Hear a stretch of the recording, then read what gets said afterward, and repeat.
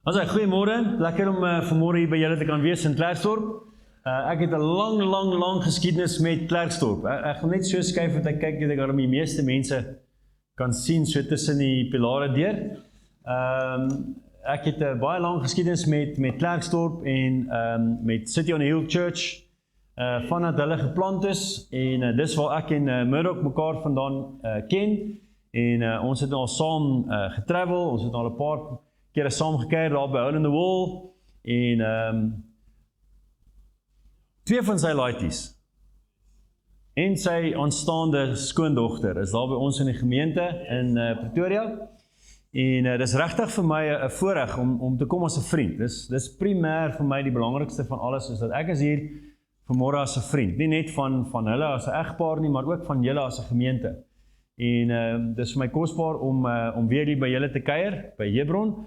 En ek is super opgewonde oor wat die Here wil doen met julle. Wie van julle is opgewonde oor wat die Here gaan doen met julle? En die kosbaarheid van wat Jesus wil doen is dat wanneer hy na julle kyk, dan kyk hy nie net na julle nie, hy kyk na julle en die geslagte wat na julle gaan kom. God is altyd 'n God van 3 geslagte. Abraham, Isak en Jakob. En dan as Jakob inskuif, dan sit die volgende 3 geslagte. So God kyk altyd na julle en na die van julle wat na julle kom. En baie van die gevegte wat julle veg nou, is nie vir julle self nie. Dis vir die wat na julle kom. So staan en veg met waagmoed en durf. Want God wil iets groots doen met Hebron gemeente. En ek voel besonder, baie spesifiek, dat God iets baie spesiaal het met die Afrikaner. So net 'n klein bietjie van my geskiedenis. Ek is getroud met 1 vrou. Ek het 'n license to prove it. En ons is nou 29 jaar getroud, Desember, God willing, as dit God se wil is, sal dit 30 jaar wees dat ons getroud is. Ons het 2 amazing meisiekinders. Ons oudste een is nou 21, sy is onder in die Kaap, sy swat daar onder in die Kaap. En sy is in 'n ernstige verhouding, bid vir my, bid vir hom, want as ek hom in die hande kry, gaan hy bloei, papi.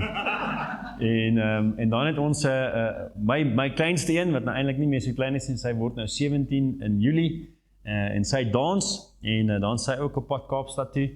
En hulle het almal vanoggend vir ons gebid. Hulle kan nie hier wees nie, maar hulle is hier in hart. En dis regtig vir ons 'n voorreg om saam met julle te kan wandel.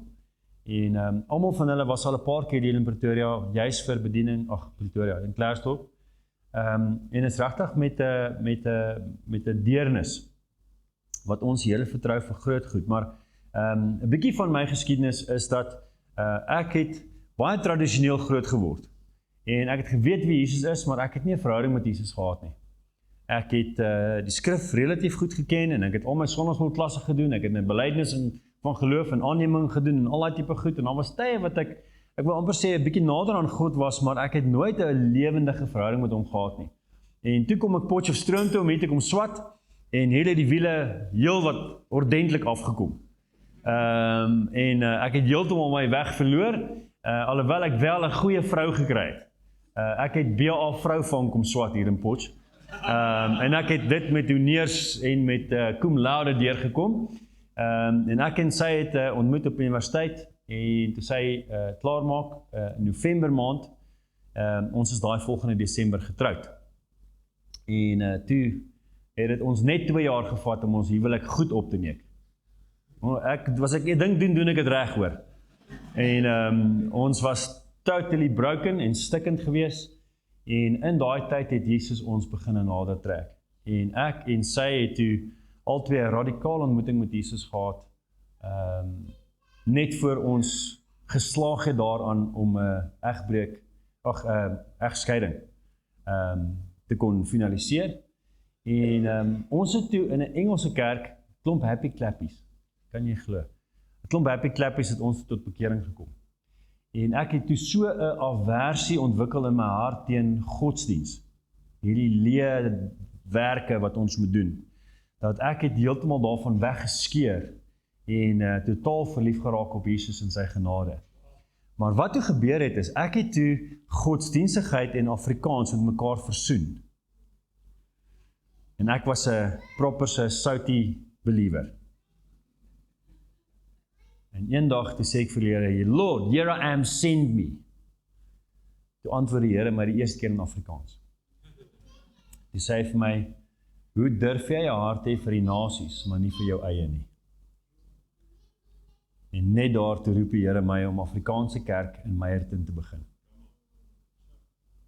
En daar begin ons toe lewende water bediening in 2005. En toe moet ek die Here hoor oor 'n visie vir daardie kerk, want dit was nie in my hart om dit te doen nie. En toe sê die Here vir my in 2005, toe sê hy vir my, Zag, ek wil herlewing bring vir Suid-Afrika. Maar die Afrikaner hou die sleutel van herlewing. As die Afrikaner nie herlewing kry nie, sal Suid-Afrika nie herlewing kry nie. Sien, ons is 'n verbondsvolk. En dit was vir my so kosbaar wat vanoggend gelees is in Petrus, van God wat sê, jy's 'n uitverkore nasie. Nou, ek wil net een ding baie duidelik sê, voor ons verder gaan en dan gaan ons begin, is dat die Afrikaner het homself in 'n plek gesit waarin hy God aanneem. Maar God het nie die Afrikaner aangeneem nie, God het die gelowige aangeneem. Ons moet dit verstaan. Want wanneer ek en jy by gelofte dag kom, kan ek en jy nie daar staan as Afrikaners nie, alhoewel ons as Afrikaners 'n verantwoordelikheid het. Ons staan daar as gelowiges. God is nie iemand wat woord sê, he's not a respecter of persons. God se liefde is vir almal dieselfde. Afrikaner, ongelukkig Engelsman, ek kan dit nie kies nie, ek kan dit nie manipuleer nie. God se liefde is volledig, maar omdat God ja gesê het vir die gelowiges by Bloedrivier, nie vir die Afrikaner nie, vir die gelowiges, het die Afrikaner 'n verantwoordelikheid op homself gevat en sê, maar ons as 'n nasie sal seker maak dat ons as 'n nasie God dien, nie in godsdienstigheid nie, maar in geloof. Ek wil hê ek en jy moet weet dat God vereis van jou en van my om binne daardie verbond as gelowiges op te staan, nie as godsdienstiges nie. En in elk geval, ek hardloop vooruit. Ek is opgewonde om juis in Afrikaans vanmôre te kan bedien. En in elk geval, op die rug van dit, wil die Here my toe nou nie uitlos nie. Ons het 'n kerk geplant in Pretoria met die naam van Revolution Church in 2019. En ons moes toe al eintlik 'n Afrikaanse kerk geplant het. Want ons het 'n woord gekry wat die Here sê, hy wil ons met 'n Afrikaanse kerk in Pretoria plant. Of begin. En lang storie kort, ons het dit nie gedoen, ons het 'n Engelse kerk geplant. En ek love wat ons doen daar. En Giselle is deel van die Engelse kerk daarso. Maar die Here het toe nou die laaste 2 jaar regtig met my begin werk. Sê, luister champion, dis nou tyd. Jy moet nou begin in lyn kom met wat ek jou gevra het om te doen. Ek het nie van 'n kerk te plan, ek het gevra om Afrikaanse kerk te plan. En laas jaar by Hole in the Wall, toe ons nou daar gesels het, 'n klomp pelle, toe voel ek, die Here sê, is nou tyd, en die kerk se naam moet Draaipunt wees. En ons mandaat is om die Afrikaner te kry om terug te draai na God toe.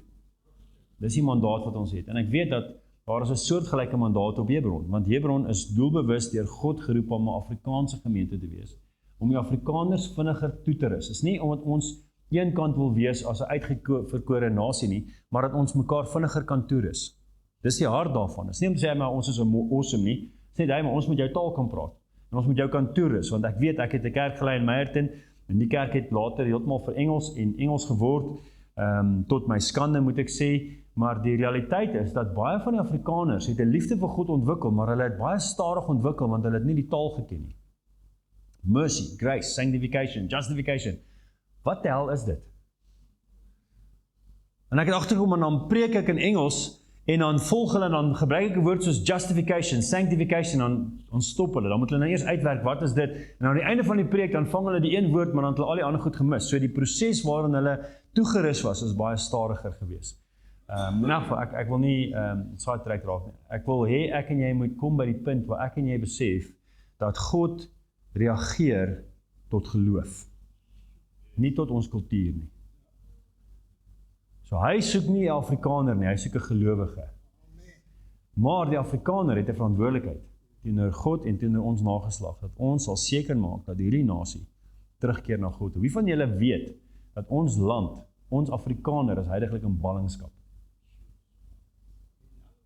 Ons is in ballingskap. Gaan kyk, waar is al die Afrikaners? Hulle is nie in die beloofde land nie.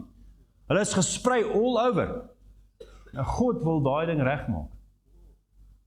En ons moet dit doen, deurdat ons as die remnant, die wat nog oor is, dat ons weer voor God kom en sê, Here, vergewe ons vir ons hardkoppigheid, vergewe ons vir ons trots, vergewe ons vir ons wil terugkom op daai plek waar ons U toelaat om in ons 'n nuwe ding te kom doen.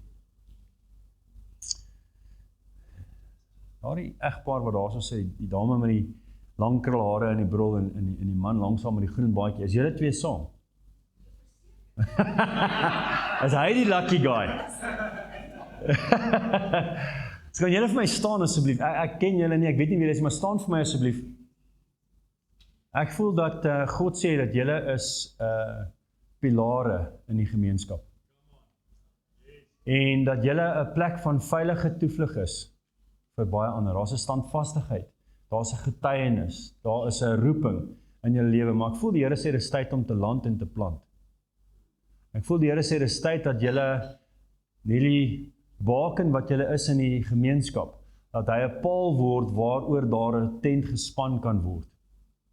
Ek voel die Here sê daar's beloftes in julle lewe wat nog nie vervul is nie, want daar was nog nie 'n plek vir die vervulling vir daai beloftes nie. En ek voel die Here sê hy wil julle plant dat daar 'n plek kan wees vir die vervulling van daardie beloftes. Daar's 'n ongelooflike roeping op julle lewe om 'n profetiese lewenstyl uit te leef wat gefokus op God en deur God vloei dit in besigheid en familie en wat ook in al die areas in van ons lewe, want in God is daar nie 'n ding soos die wêreld en die kerk nie. Vir God is dit een ding, is 'n koninkryk wat geestablish word. En julle het te verstaan daarvan. En God wil julle gebruik om 'n lewenstyl van die koninkryk te vestig. Daar is in julle resources opgeskryf in die vorm van boeke en traktate en kursusse wat julle gaan moet skryf en gaan moet fasiliteer om ander mense te leer wat julle oor jare geleer het. En die Here sê dis nou tyd. Dis nou tyd. Nee, nog nie sit nie. Ek wil eers oor julle bid. Staan eers, dat ek eers oor julle bid. Sit staan. Ons gaan nou sommer lekker hit that body beat boy. Wat? Hoe was daai ding in die ou dae? Ek kan nou nie. Anyway, kom ons trek ons hande oor hierdie egpaar. Here, ek kom vanmôre en ek bid U seëning oor hulle. En vra Here dat U hulle sal aanraak en dat U hulle sal oprig en dat U hulle sal plant.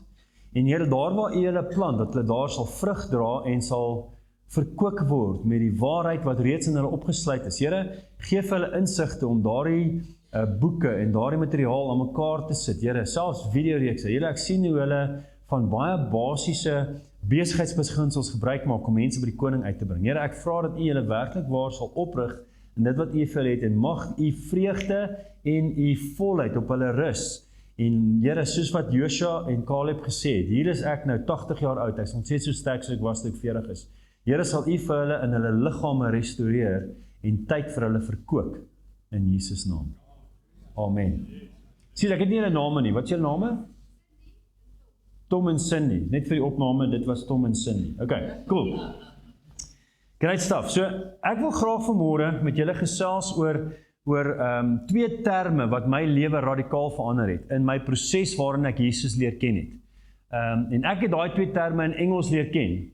En ek het gedink ek weet wat daai terme beteken, tot ek toe nou begin het om Afrikaanse gemeente te lei, en toe moet ek nou verduidelik in Afrikaans, wat ek in Engels gedink het ek verstaan. En toe kom daar so 'n rykheid wat God vir my oopbreek, en ek wil vanoggend daaroor gesels, en ek voel dis iets van, wat deel is van julle erfporsie as 'n gemeente, as Hebron. En daai twee woorde is mercy en grace. Het julle al gehoor van daai twee woorde, mercy en grace? Mercy is God se ontfermingsgenade. Dis die manier waarop God sy deernis, sy sagtheid, sy liefde aan my en jou kom openbaar. Hy het 'n ontferming oor ons, hy het 'n deernis vir ons. Die woord van God in Engels noem dit mercy. En dan is die ander ene daar is grace.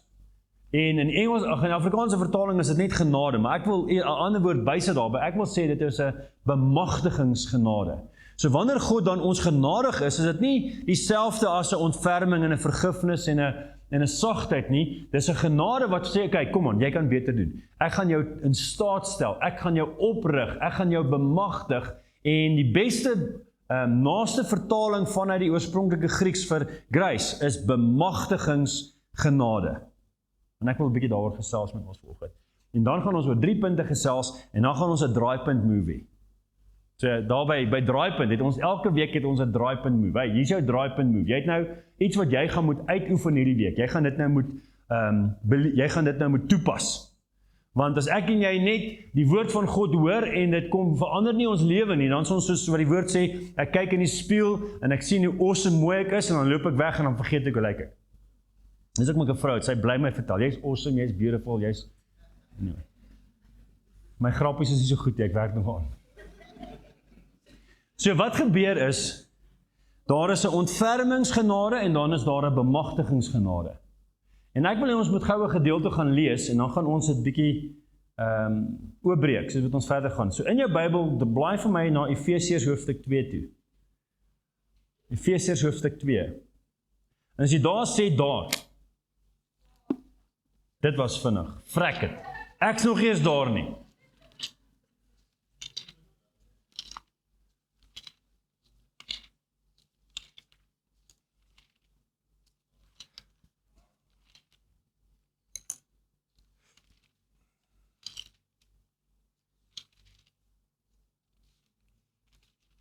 Uiteindelik daar. OK. Goed. Ek gaan vra dat ons lees vanaf vers 8 tot en met vers 10. Hoor wat sê dit? Want uit genade is jy verlos deur geloof. En mag ek iets by sê daar? Nee, mag ek iets daar by sê? Deur geloof, nie werke nie. En juis dit kom nie uit jouself nie, dit is 'n gawe van God. Dit kom nie uit eie werke nie, sodat niemand op iets mag roem nie. Ons is immers sy maaksel, geskep in Christus Jesus, om goeie werke wat God voorberei het te doen, en daarvolgens te leef. So hier is ons, wil ek amper sê, 'n tension, hier is ons 'n toutrekkery, waarin God praat van 'n genade, wat nie deur werke kom nie, en dan kom dit en hy sê, maar daar's werke. So dan het ons hierdie 2 teenstellings wat teen mekaar staan, en ons moet verstaan hoe dit aan mekaar werk, want wat baie keer gebeur vir ons as Afrikaners, is ek en jy probeer om God se guns te wen met ons harde werke. En ek onthou voor ek Jesus ontmoet het ek gesê, Here, ek kan nie na U toe kom nie, ek het te veel nonsens wat ek nog moet regkry. Ek was 'n klabber, vergewe my. Ek het 'n pel gehad, en dan bel hy my op 'n Vrydagmiddag, want ons het elke maandag begin lewe en begin beplan vir die naweek. Right? Dan bel hy my Vrydagmiddag en sê hy, hoe lyk dit met 'n braai? Dan sê ek vir eers, buddy, dis bietjie kort kennisgewing, ek weet nie, daar sê eintlik, hy sê net ja of nee, is jy reg vir 'n braai? Sê ek, okay, ja, ek's reg vir 'n braai. Sê ek, maak op die garage, ek sien. Ek het nie 'n garage gehad nie, ek het so 'n garage, van buite af lyk soos 'n garage, maar as jy deurry, is dit 'n afdak, dan kan jy sommer deurry. En dan maak ek die garage oop, ry in, dan staan die 4 agter op die bakkie en braai. Dan gryp ons die braaier aan die 2 pote, dan sit ons die braaier neer, dan braai ons, papi. Sien, ek het te veel goed gehad wat ek nog moes regmaak voor God. En ek het vir Here gesê, Here, ek wil graag, maar ek kan nog nie. Ek like my musiek, ek like my parties, daar's nog te veel goed wat ek moet regmaak, en ek kan nie hierdie goed regkry nie. Ek probeer vrek hard, en ek val die hele tyd. Sê hy vir my, dis hoekom ek gekom het. Want jy kan dit nie doen nie. Ek kan dit nie doen nie, jy kan dit nie doen nie. Ek kan dit doen, dis hoekom ek gekom het, want jy kan dit nie doen nie. En ons sien, Jesus het ten volle mens geword, sodat hy namens mens, vir mens kan optree. Want ek wil jou herinner, dat God het nooit niks verloor nie. God het nie die armdruk van die duiwel verloor nie. God kan nie verloor nie, die duiwel is nie eers, ek weet nie, hy is nie eers, ek weet nie of ek poep mag sê nie. Hy is nie eens 'n poep nie, verstaan jy? Hy kan niks doen om God te intimideer nie. Hy's nêrens in die spektrum van 'n krag of 'n invloed vir God nie. Hy's niks in God se dinamika nie. Hy bestaan nie in enige vorm in teenstand met God nie. Want God het niks verloor nie. God kan niks verloor nie. God kan nie geïntimideer word nie. God kan nie verloor nie. God kan net wen. En wat gebeur het is die mens het verloor teen die vyand, duiwel, en nou kom Jesus en hy sê, ek gaan die swakheid van die mens aanneem, dat ek in daardie swakheid die een wat oorwin moet word, kan oorwin, sodat die een wat ek wil hê moet eers, weer kan eers. Dit was 'n amen geleentheid. Weet, ek is vol amen geleenthede, ek is gaaf. Ek gaan vir jou baie geleenthede gee om te sê amen, want jy stem saam, jy hou van wat ek sê. So as iets wat ek vir jou sê, en jy dink, hierdie is cool, dan moet jy sê amen. Is dit reg? Okay, cool. Wat is jou naam? Jou naam. Logan. Staan vir my op, Logan. Yes, Logan, ek voel dat Jesus my wys dat jy is een van daai diep denkers. Jy praat nie baie nie, maar jy dink vreeslik baie. En jy is baie systematies in jou denkprosesse. Jy sal teruggaan en sê, wag, hierdie ding is bietjie uit plek uit, ek gaan hom bietjie rondskuif. En jy's 'n programmer of thought. Jy is iemand wat goed vat en dit baie deeglik uiteensit in jou gedagtes. En ek voel dat die Here sê daar's 'n ongelooflike roeping in jou om sistematiese denkwyse neer te sit. En as gevolg daarvan is jy ongelooflik deeglik en daarom sê die Here, hy gaan jou vertrou met groot goed. Ek wil jy moet weet dat jy gaan 'n baie groot kaptein wees in industrie. Die Here gaan jou gebruik om honderde duisende, miljoene rande bymekaar te maak in jou getrouheid van wie jy is, sodat jy die koninkryk daarmee kan bemagtig. En die Here sê dat jy kan miskien stil in die agtergrond wees, maar jy's groot in die koninkryk. En jy moet jouself begin sien vir wie hy jou sien om te wees, nie wat ander sê jy is nie. Want ander mense se maatstawwe pas nie binne God se maatstawwe in nie. En daar's 'n grootheid in jou wat die Here sê, hy sien dit en hy roep dit na vore. En dit is tyd vir jou om op te staan in daai selfvertroue van wie God jou geroep het om te wees. Ek voel die Here gaan vir jou 'n baie significant deur oopmaak. En jy gaan voel, hierdie is amper te groot. En hy gaan sê, stap nie deur die deur, want ek gaan groot dinge deur jou doen. Kom ons trek ons hand uit oor hom. So Here, ek spreek die lewe oor hierdie jong man, en vra Here dat u sy gedagtes sal vorm, dat u hom sal verkoop met u insigte. En Here, u woord sê vir ons dat die wêreldse wysheid is foolishness vir u. Maar Here, ek vra dat u vir hom goddelike wysheid sal gee. Dat u hom sal oprig, Here, as 'n kaptein in die industrie. En Here, mag u hom kragtig gebruik met sy ongelooflike intellek en kennis en sy verstaan van dinge, sy manier waarop hy goed deurdink en bou. En ek vra Here dat u hom sal gebruik om daardie strategieë in lewe in te bring. In Jesus naam. Amen. Amen. Waar was ek?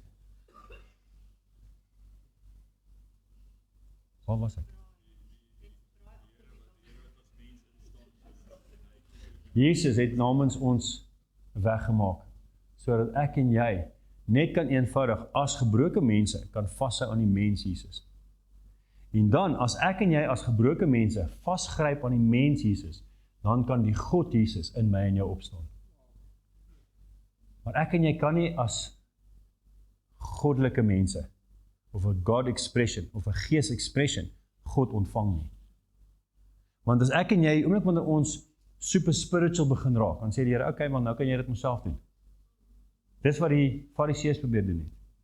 En mag ek sê, dis wat die Afrikaners probeer doen.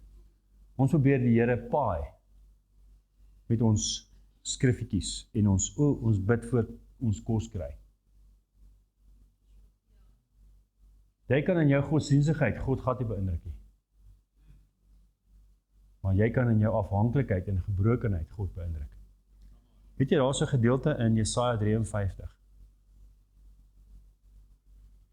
wat praat van God, van Jesus, wat totaal geheel en al verlate was. Waar God, sy Vader, sy rug op hom gedraai het. En in daai oomblik, toe ervaar hy iets wat ek en jy nooit sal ervaar hierdie kant van die dood nie. En dis waar God ons verlaat. Jy kan in die middel van jou ergste sonde wees, God sal jou nie verlaat nie. Jesus het dit ervaar waar God hom verlaat het. En dan sê die woord in Jesaja 53, dat Jesus was daarso, was hy gekneus, hy was verbrysel, maar dan sê dit, hy het gekyk, en hy was tevrede. Nou wat het hy gesien? In sy plek van verbruiseling, in sy plek waar hy gekneus is, in sy plek waar hy letterlik soos 'n druiwekorrel in 'n druiwepars uitgepers was, wat het hy daar gesien? Dink 'n bietjie daaroor. Hoe kon hy daar, in daai plek van totale gebrokenheid, tevrede wees? Want hy het gesien, hierdie prys, kyk wat doen dit. Hierdie prys, kyk hoe maak dit heel. Hierdie prys, kyk hoe bevry dit. Hierdie prys, kyk hoe restoreer dit. Maar sien, wat nou gebeur, vriende, is daai prys kan net jou restaurasie word, as jy bereid is om daai gebrokenheid vir hom te gee. Die oomblik wanneer ek probeer taaf wees en sterk wees en dit self uitsorteer, kan daai gebroke prys van hom nie my prys word nie, want ek is dan sterk, of ek dink so. Maar wanneer ek my gebrokenheid kom en ek sê, Here, kyk net hierdie gemors van my lewe, hierdie bleh. Hy sê, gee dit vir my. Dan kom ek en ek gee vir hom my bleh. En hy sê, dis presies wat ek ervaar het aan die kruis, en op die rug van jou gebrokenheid kan my prys vir die eerste keer vir jou realiteit word, want jy kan dit nie doen nie. So wanneer ek en jy ons gebrokenheid vir hom gee, is dit juist dit wat hy vier, want dis daai gebrokenheid wat hy heel maak. Dis genade, dis ontferming, dis mercy. Free of charge, but not cheap. Sien, ek en jy dink dis cheap, dis nie cheap nie. Die prys wat Jesus betaal is baie duur. Die prys van redding is baie duur, maar dit kom na my en jou toe reeds betaal. So ek wil graag kyk na hierdie twee goed, ons hoop ons gaan daarby uitkom, ons gaan probeer. Die Here kom en hy het 'n ontfermingsgenade, en die Here kom en hy het 'n bemagtigingsgenade. En ek wil hê ek en jy moet gou daarna kyk. Ontfermingsgenade staan op 'n fondasie. Net soos wat bemagtigingsgenade staan op 'n fondasie. Ek gaan hierdie fondasie gou vir jou verduidelik. Hierdie fondasie is totaal onverdiend. Hierdie fondasie is totaal geheel en al gebaseer op die karakter van God en God alleen. Wat beteken is, ek en jy aan die buitekant staan, en ons kyk na ontfermingsgenade, is daar net een bepalende faktor, en dis God self. Ek en jy is nie eens deel daarvan nie. Ek en jy het geen bepaling daarin nie. Ek en jy het geen rol of effek op God se ontfermingsgenade nie. Dit staan 100% vas op die fondasie van wie God is. Wat beteken, dit kan nie skuif nie.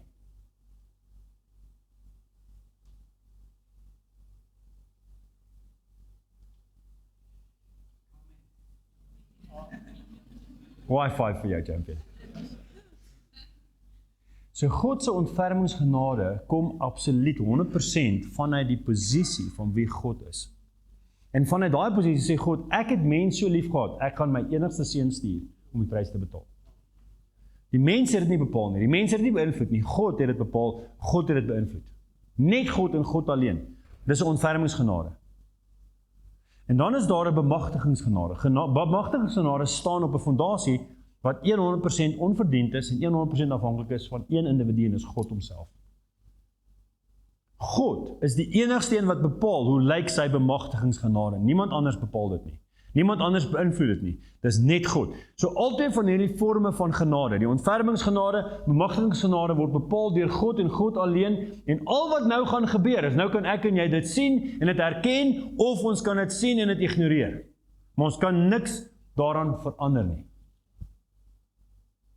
So nou kom ek en jy, en ons kom in 'n plek soos hierdie, of ons kry 'n ontmoeting met God ergens in ons binnekamer, of wat ook al die omstandighede mag wees, en daar's 'n oomblik waarin God kom, en hy roep jou, of met 'n harde stem, of met 'n fluisterstem, maar hy roep jou. En hy sê vir jou, seun, dogter, kom na my toe, ek wil jou restoreer, ek wil jou aanneem, ek wil jou vergewe, ek wil vir jou doen wat jy nie self kan doen nie, en is nie gebaseer op wie jy is, of wat jy gedoen het nie, maar is gebaseer op wie ek is en wat ek gedoen het. En dan kan ek en jy of ja sê, of ons kan nee sê. En dit gaan nie verander wie hy is en wat hy gedoen het nie. Ek en jy kan net ja of nee sê. En dan sê die Here vir ons nou hier, ons het het gelees in vers 8, hy sê, dis deur genade wat jy gered word. So vir my ervaring was, daai oomblik toe ek besef, ek kan dit nie self doen nie, die oomblik toe ek besef, ek het hom nodig, toe sê hy, jy kan nie eers ordentlik ja sê nie, maar ek gaan jou help om dit te doen.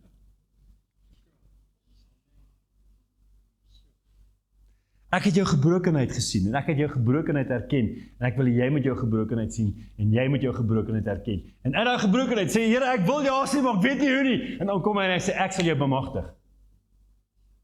En ek onthou daai dag, toe daai ou sê, luister, as jy Jesus vandag wil aanneem, as jy sy kind wil word, steek jou hand op, toe dog ek, jy's mal. In die volgende oomblik, toe gooi ek 'n chicken wing. Toch, wat gaat hier aan? Iets het gegroei. Sien, God gryp in en hy bemagtig jou om ja te sê. Ek kan nie eers sê, hey, wow, watch me, ek het ja gesê nie. Want dan kan ek vir myself sê, hey, jy's awesome, Zacharias. Wat so? Ek kon nie eers ordentlik ja sê nie. Hy het gekom en gesê, ek gaan jou help om ja te sê. En toe kom hy en hy vat my hand en hy help my. En die oomblik toe ek daai bemagtigingsgenade ervaar en ja sê, toe kom sy ontfermingsgenade en dit maak die werk volledig. Toe kom hy en sê, my ontfermingsgenade gaan jy nou aanneem. My ontfermingsgenade gaan jy nou was. My ontfermingsgenade gaan jy nou vergewe. My ontfermingsgenade gaan jou nou binne in my seun insit. My ontfermingsgenade gaan jou nou in Jesus plaas, sodat as jy uitroep, Daddy, dan gaan ek Jesus sien, nie jou nie. Ontfermingsgenade vat my en jou en dit maak ons heel, dit maak ons geregtig, dit maak ons heilig, dit maak ons suiwer, dit maak ons 100% gered. Niks wat ek doen nie. Dis sy ontfermingsgenade. En dan wat gebeur is, nou is ek aangeneem in Christus deur daardie ontfermingsgenade. Ek is vergewe, ek is vrygekoop en van daardie oomblik af is ek 'n kind wat aan hom behoort.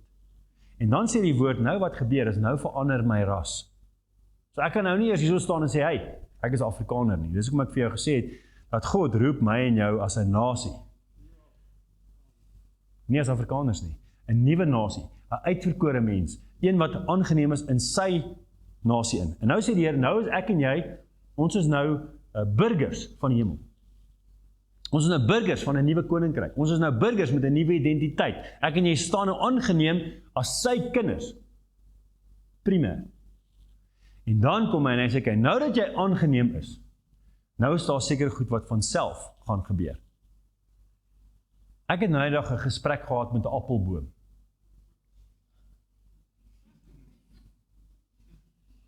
Toe vra ek vir appelboom, vertel 'n bietjie vir my, hoekom vorm en produseer jy appels? Raai wat sê hierdie mal appelboom vir my? Hy sê vir my, want ek wil graag 'n appelboom wees.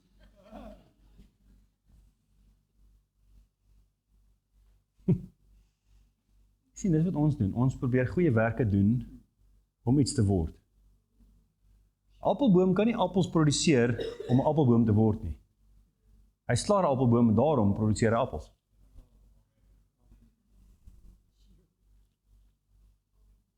So wat nou gebeur is, as ek en jy die ontfermingsgenade ontvang het, en God het ons nuut gemaak, dan maak hy my en jou 'n appelboom, as 'n voorbeeld. Nou of ek nie sê, appels, poep nie. Nou kan ek net eenvoudig leef in daardie vreugde van wie hy is. En dan sal ek sien, hier is nog 'n appel. My wêreld. En dan gaan ons lekker net verder, tralalala, poep, nog 'n appel. Sien, wat dan gebeur is, dan neem daar 'n ander genade oor in my en jou lewe. 'n Bemagtigingsgenade. Dan skielik begin ek lewe soos die een wie ek geword het. Dan skielik begin ek lewe en vrugte produseer wat in lyn is met die boom wat ek besig is om te word. En so nou en dan nog steeds van die blur wat homself kom wys, en dan kom die Here en hy kom sny dit af en hy kom werk met ons, maar hy is weer eens nie geïntimideer daardeur nie. Hy wil ek en jy moet hom toelaat om in ons 'n vernuwing te bring. En dan begin ek en jy leef met hierdie nuwe bemagtigingsgenade wat vir my en jou vryheid bring. En dan begin ons lewe soos daardie kinders wat uitgeroep is deur hom om 'n verandering te maak. So ek hoef nou nie te kom probeer perform en beïndruk en ek kan nou net in sy huis lewe. Ek het 2 amazing meisiekinders, soos julle gehoor het ek het gesê. En nou die dag toe ek in trane toe ek my meisiekind bel van 21 in die Kaap. En sy is toe op pad huis toe vir 'n paar dae. Ek sê vir haar, luister Bokka, as jy by die huis kom, gaan jy elke aand op my skoot sit, en dan gaan jy elke aand in die bed sit met 'n storie. Ek het nie vir haar gesê, luister as jy by die huis kom, wil jy my koffie maak, jy moet my skoene skoon maak, ek het nie 'n lys gegee van goed wat sy moet doen nie. Ek het vir haar gesê, ek wil jy by my wees. Ek wil jou love, ek wil jou net vashou, ek wil net by jou wees. En wanneer ek en jy dan nou hierdie ontfermingsgenade ontvang het, waarin God ons kom skoonmaak het, dan sê hy, dis hoekom ek my seun gestuur het. Al wat ek wil hê, ek wil jy nou met my wees. Ek wil nie elke aand in die bed sit met 'n storie, ek wil nie met my skoot sit. Ek wil nie my kind wees. Nou my kind is nie meer klein nie. Ek mis daai ou lyfies. My kleintjie, ek kan julle hierdie storie vertel. My kleintjie, sy is larger than life. Sy het altyd, dan kom spring sy by ons in die bed, dan kom klim sy met haar hele lyfie in jou in, dan hou ek haar vas, nee, dat daar niks van haar oor nie, sy is heeltemal toe, dan sal sy sê, ek wil jou hê, ek kan nie vir jou meer gee nie. Dis hoe God die Vader met ons is, hy wil ek jy net by hom inspring, en hy wil sy arms om ons sit, dan moet ons hom sê, ek wil jou hê. En dan soos wat ek en jy hom toelaat om ons lief te hê, sal ons lewens begin om 'n ander aroma te dra, 'n ander vrug te dra. En daai liefde raak dan tasbaar in ons lewens. En skielik hoef ek nie bekommerd te wees oor, wat moet ek nou doen nie? Ek kan net wees, en skielik, hier's nog 'n appel. Hier's nog 'n appel. Uit die oorvloed van ons hart vloei die genade wat God vir ons het. En dan hoef ek en jy nie te wonder, werk ek hard genoeg, doen ek genoeg? Is jy lief vir Jesus? Hy is klaar lief vir jou. En as ek en jy in daai verliefdheid by hom kan vashou, dan begin hy ontsluit in my en jou. Iets ongeloofliks, wat die aroma verander van waar ons is.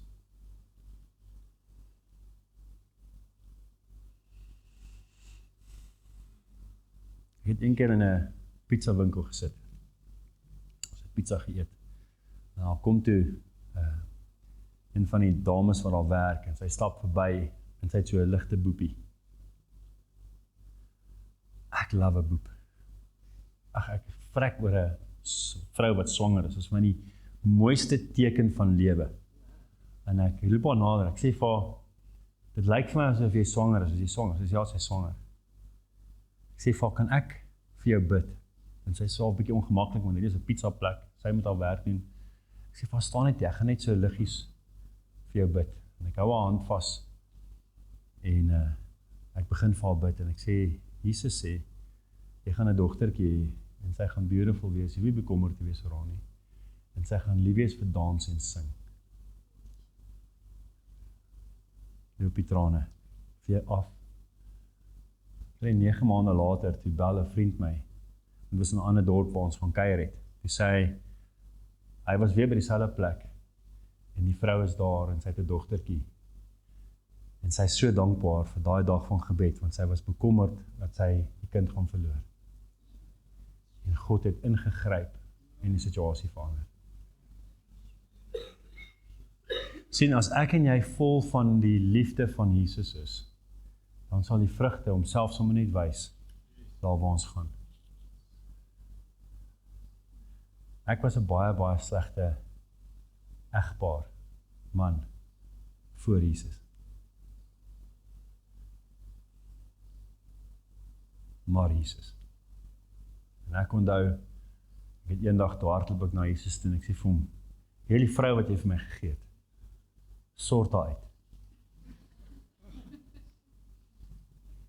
Sê vir my, Zacharias, jy is die probleem. Jy weet, ek het al baie na hom toe gehardloop en dieselfde klagte. Hierdie vrou wat jy my gegee het, sort haar uit. En hy het elke keer dieselfde antwoord vir my. Zacharias, jy is die probleem. Sien, wat gebeur is, wanneer ek en jy by Jesus is, dan verander hy ons.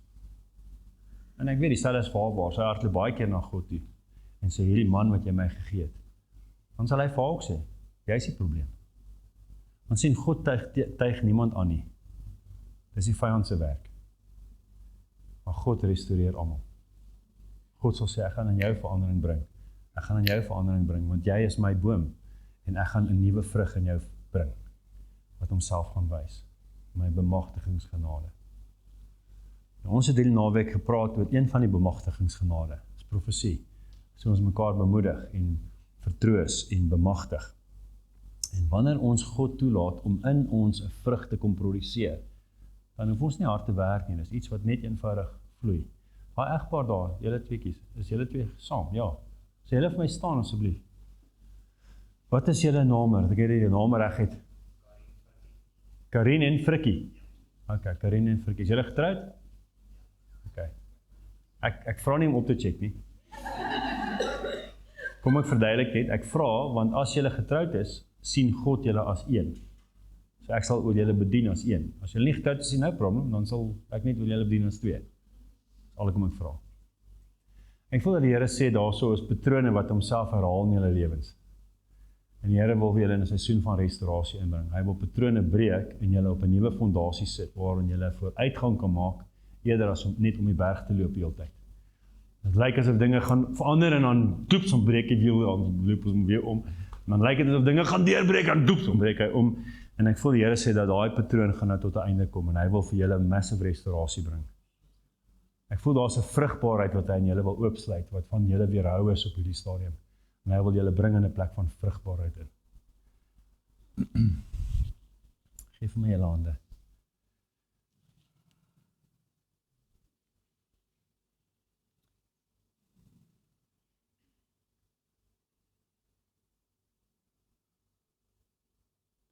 Here, ek spreek nou vrugbaarheid oor hulle.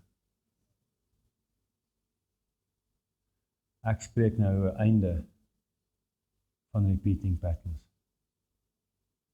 Ek vra Here vir 'n nuwe seisoen, ek vra vir 'n nuwe deur, ek vra vir nuwe geleenthede, ek vra vir 'n deurbraak, Here, net om vir hulle 'n gelykgrond te gee om te kan staan en te kan begin bou. En ek roep 'n getuienis, Jesus, dat U hulle twee kragtig gaan gebruik om restaurasie te ervaar en restaurasie te release, ander mense in restaurasie in te bring. Here, maak hulle huis oop as 'n huis vol vreugde.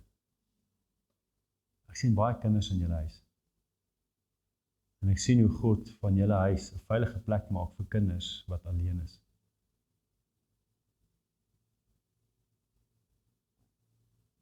Ek voel dat Jesus sê, hy sal sorg dat daar altyd genoeg is. As julle harte sal oop bly vir die wat verlore is, wat rejected is, wat alleen is. Ek voel daar's 'n fathering en mothering mantel wat hy op julle wil sit. Om te kan vader en te kan moeder en te kan sag en teer wees en te kan lief hê en te kan sterk wees. En om kinders te kan oprig in dit wat U vir hulle het, Here.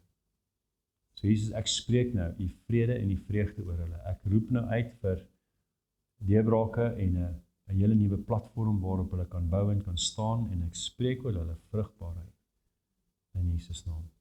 Geef hulle wysheid en instruksie, Here.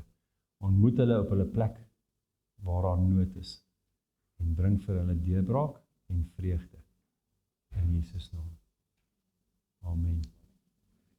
Amen.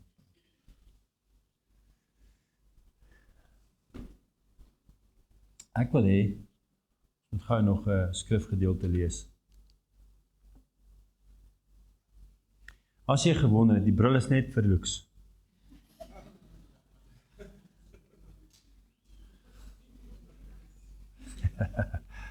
Ek is gediagnoseer met 'n ding wat hulle noem Dinosaurus rexus.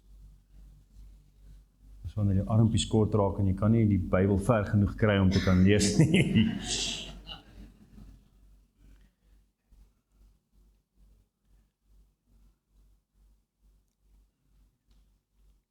1 Korintiërs 3,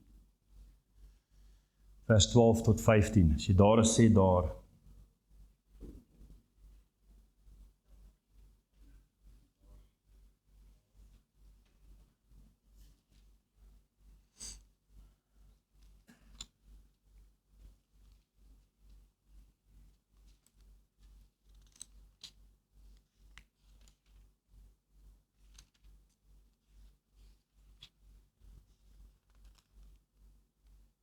Almal daar? Vers 12 tot 15 lees so. Of iemand nou op die fundament bou met goud, silwer, kosbare stene, hout, gras of strooi. Elkeen se werk sal duidelik word, want die dag sal dit aan die lig bring.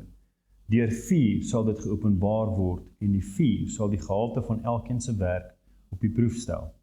As iemand se bouwerk gehoue bly, sal hy sy loon ontvang. As iemand se werk verbrand word, sal hy skade ly, hoewel hy self gered sal word, maar soos deur vuur heen.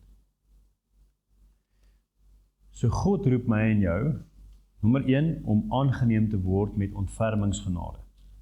Maar dan roep hy my en jou om 'n lewe te lei wat oorloop in bemagtigingsgenade. En dan begin ek en jy dinge doen om 'n nuwe lewe tentoon te stel. Maar die uitdaging is dit, hy wil hê die motivering daarvoor moet reg wees. Want ons sien hierso baie duidelik, daar is goud, silwer, edelstenes en gesteenes, en dan is daar hout en klei en hooi. So dis moontlik vir ons om met al twee van hierdie, of al hierdie verskillende goeders te bou.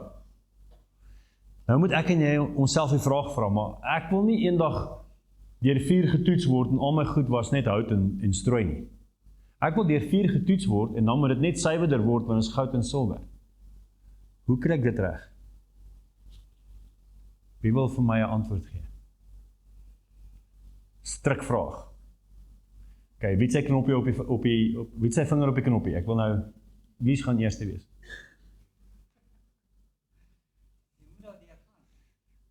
Hoe gaan ek bou met goud eerder as met hout? Deur die oog op hom te hou, dis 'n baie goeie antwoord. Wie het nog 'n antwoord? Deur die vuur te gaan?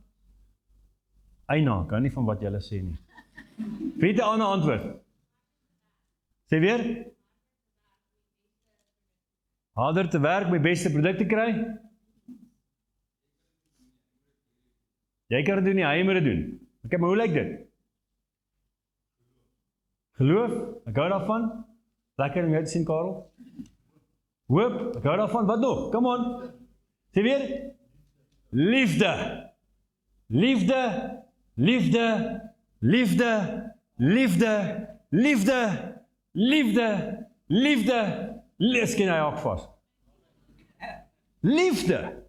Dis wanneer ek in liefde voor God staan en in liefde mense om my lief het omdat ek hom lief het, dan sê die Here, nou bou jy met goud en silwer, want liefde is die belangrikste van alles.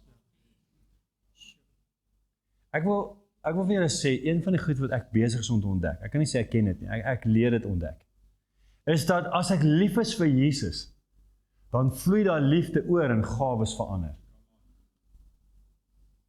En weet jy wat? Ek kan nooit meer gee as wat hy gee nie. Wat beteken is nooit vir my 'n las nie. Romeine 12 vers 1 sê, wanneer ek sy genade sien, dan is daar, ek paraphrase dit bietjie, ek brei dit bietjie uit. Gaan lees bietjie Romeine 12 vanaf vers 1 tot en met vers 3. Dit sê daarso, dat wanneer ek sy genade sien, dan is daar 'n natuurlike uitlewing, en dit is 'n lewe van offerandes, 'n lewe van prys, 'n lewe van my lewe uitstort, en dan sê dit word dan nou my bediening, my lofprysing. En sien, wat ons baie keer verkeerd het, is ek dink ek moet hierdie prys betaal, want my prys is die aanbidding, is die worship. Dis nie wat die woord sê nie. Sien, wat dan gebeur is, nou probeer ons nog meer doen en nog harder werk en 'n groter prys betaal, dan begin ons onsself op die kruis sit, sonder Jesus. Maar dis nie reg nie. Ons moet sy genade sien. As ek sien wat hy vir my gedoen het, dan is ek oorweldig. Kan hy regtig dit vir my gedoen het? Dan is daar 'n liefdesrespons. Ek is, Here, dis ongelooflik dat U dit vir my gedoen het. Ek wil U lief hê. Here, minder van my, meer van U. Ek wil U net so dankie sê. Ek wil vashou aan U. U is my koning, U is my liefhebber. U is die liefhebber van my siel. En nou begin daai liefde oorspoel. Nou begin ek mekaar bemoedig. Nou begin ek my lewe uitstort soos 'n offerande vir ander mense. Nie omdat ek iemand wil beïndruk nie, want ek is net so lief vir hom. En ek is so dankbaar vir wat hy vir my gedoen het. En nou sê die Here, wanneer ek dit uit hierdie plek uit doen, word dit my worship. Ek kan God nie beïndruk nie. Ek kan nie eens 'n prys betaal nie. Maar ek kan lief wees vir hom en daai liefde kan uitvloei in 'n natuurlike liefdesuitdrukking, expression. En wanneer ek dit doen, dan sê die Here, nou is die regte bestanddele daar. Nou is dit worship. Nou is dit danksegging. Nou is dit lofprysing. Nou is dit aanbidding. Nou is dit iets wat vir my 'n plek gee waar ek kan kom wandel.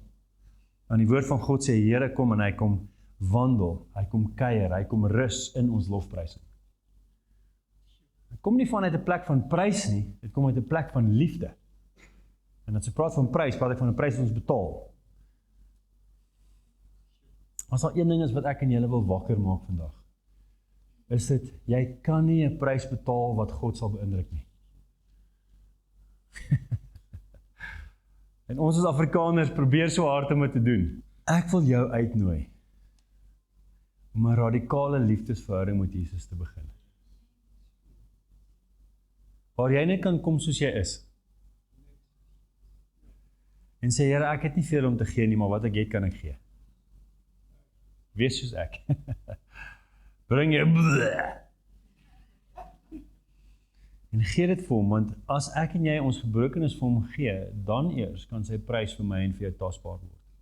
Nie voor daai tyd nie. En dan wanneer ek en jy in afhanklikheid van hom leef, in daai liefdesverhouding van hom leef, dan sal daar begin appels in my lewe wys, wat wys wie sin ek is.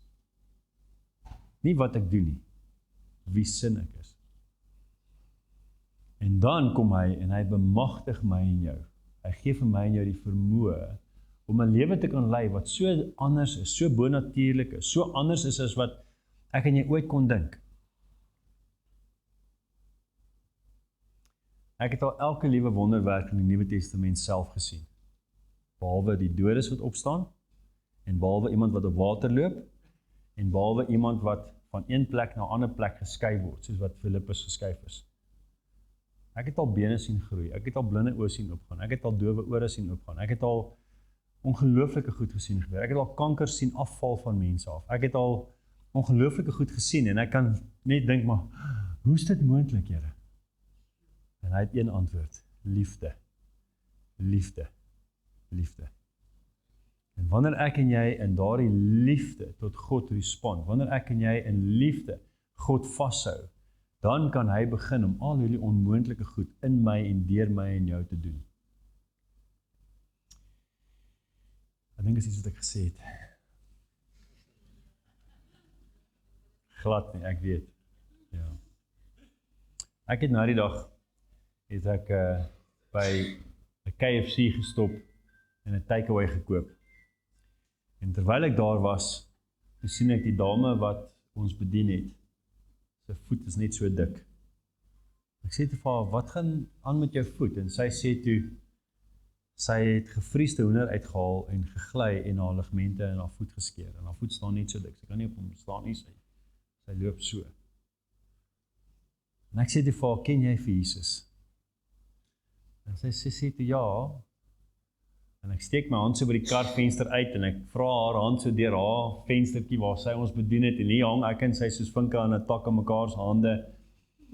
En ek sê vir ek wil vir jou bid want Jesus is nie net my redder nie, hy is ook my geneesheer. En ek noem toe 'n paar goed op van wie Jesus is vir my en ek sê ek gaan bid dat die Here jou aanraak en ons begin toe daar bid awkwardly in hierdie takeaway plek. En baie eenvoudige gebed en ek sê toe vir ons klas okay. Hoe voel jy voet? En sy staan toe so en haar oë raak so groot. En ek sê, val loop ek hier rond, dat ons kyk, en daar begin sy in haar cubicle rondop, en daar die Here haar 100% genees, terwyl ek op pad is om 'n takeaway te koop. Sien die liefde vloei deur ons, en doen die onmoontlike vir ons.